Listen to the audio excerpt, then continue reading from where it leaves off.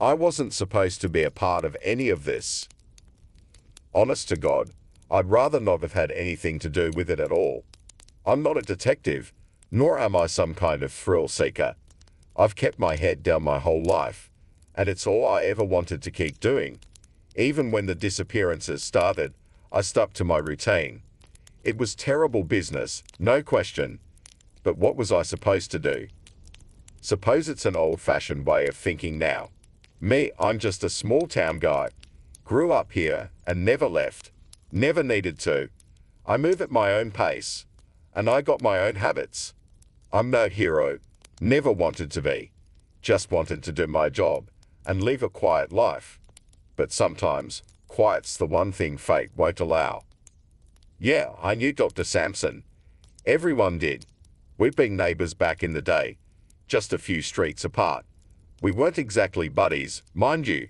He was younger than me, but he was always in the same classes since he was that kind of smart. Too smart, maybe. Teachers pushed him ahead. Me, they held back. He was off to college in another state by 16, attending Johns Hopkins or some fancy place like that. Last I'd heard, he was the dean of surgery there. I'd seen it on Facebook once before he came back home. No surprise, really. Guy had a genius about him. Didn't mind blood either. I remember that time when Pete Morgan, a real punk kid, smashed him right in the face with a lunch tray. Blood splattered all over the ground, and the poor guy's face was cut bad. Sampson didn't flinch, just sat there and took it, like he'd been through it all before. That was the only time we talked as kids. I pulled Morgan off him and helped him to the nurse. He thanked me, and that was that. Funny how that one moment changed things later on. Maybe if I hadn't helped him out, I'd be free of it all. When Sampson came back, he didn't look much different, but there was something off about him. Something shadowy, like he was part of the scenery but didn't belong. And yeah, I'd heard the rumors. How he lost his license, something to do with blood samples from patients. Nobody knew for sure. But whatever happened, it cost him his career. Now, here he was, living back in town and teaching biology at the high school. Still, I'd never expected he'd stay. This was a guy built for big cities. Not a place like ours. But things happen in life. And his wife's passing from cancer had left him alone with his daughter, Sophie.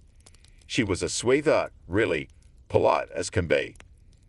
Always thanked me when I had to clean up after her classmates. Even stayed to help me put chairs back in place. I heard the news in the teacher's lounge, felt the same shock everyone did. Poor Sophie had been hit by a car on Halloween night. Some drunk driver with no idea what he'd done. Cops caught the guy, at least. But Dr. Sampson was shattered.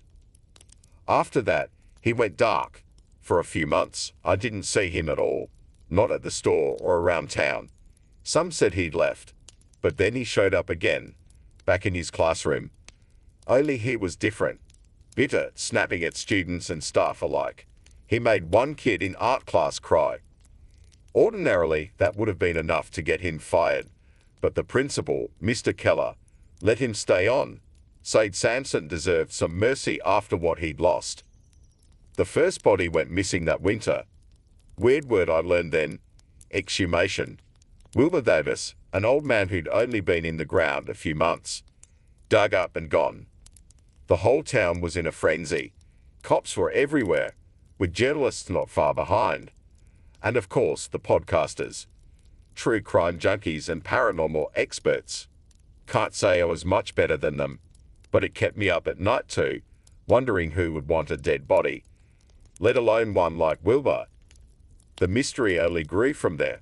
Days later, another grave robbed, this time a veteran buried just outside of town. Henry Meyer, 23, OD'd and barely a month in the dirt. It wasn't long before rumors pointed to Sampson. People gossiped that he was acting stranger than ever, staying late at school and never smiling. But there wasn't any proof, nothing to suggest he had anything to do with it.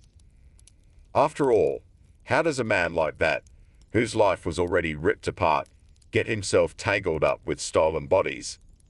Then the unthinkable happened. Sophie's grave was empty. I still remember the silence that swept over the school, like everyone was holding their breath, waiting for something to happen. Samson was there too, stiff as a statue, unyielding as ever. His face gave nothing away. And the bodies kept vanishing, young women, barely out of their teens, taken just days after burial. People started guarding cemeteries, taking shifts at night. Families stood with guns, ready to protect their dead. They caught a guy out for a late-night walk, Chris Marshall, shot him dead, thought he was a grave robber. Still, the bodies were taken. And everyone was young, a girl about Sophie's age. We all started fearing the worst. Speculations went wild, and some thought the bodies were stolen for awful, ritualistic purposes. But the answer, when I found it, was worse. The truth came to me one night, just by accident. I'd stayed late, cleaning the gym, my usual routine. A dull, empty silence hung in the air. It was only when I was putting the last mop away that I heard it, a faint, muffled scream. A girl's voice, echoing from deep under my feet. I froze, listened. It was so faint, I thought it might be my imagination. But then it came again, sharper, desperate. A girl's scream, right under my feet. Heart pounding, I opened the door to the old janitor's closet. The sound was gone, but I knew where it had come from. The trap door leading to the basement. No one used that storage space anymore. The last time I'd gone down there, I'd nearly lost the key. Hadn't been down there since. I grabbed a flashlight, yanked open the trap door, and made my way down the creaky, dust-ridden steps. The smell hit me first, metallic and sickly sweet. Then came the light, a dim glow from deeper in the basement. I stumbled forward, my hammer in hand, shaking as I approached the light. And then I heard the saw. My heart stopped. I moved closer and found myself in a makeshift lab. Dr. Samson was hunched over a gurney, a saw in one hand and the dismembered arm of a girl on the table. I'll never forget what I saw next. There on a second gurney was Sophie. Not as she had been, not even fully human.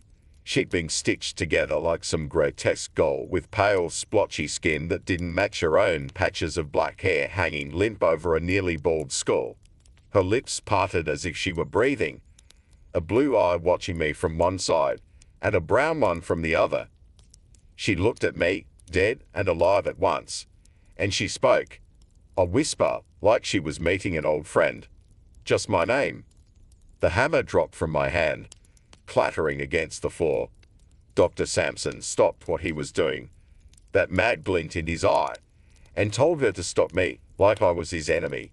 Sophie turned toward me, her fingers twitching with hunger, something empty and evil sparking behind those unnatural eyes. I ran with all the strength I had. When her hands grabbed my ankle, I kicked wildly, slipping free and scrambling toward the stairs. I don't know how I got out of there, but I did, slammed the trapdoor shut, and locked it, leaving that nightmare behind. Called the cops once I'd driven far enough away that I could breathe again. By the time the police arrived, they found the basement. They found Dr. Samson's body, his daughter's, and several others. The rest, they say, were torn apart, stitched together, parts missing.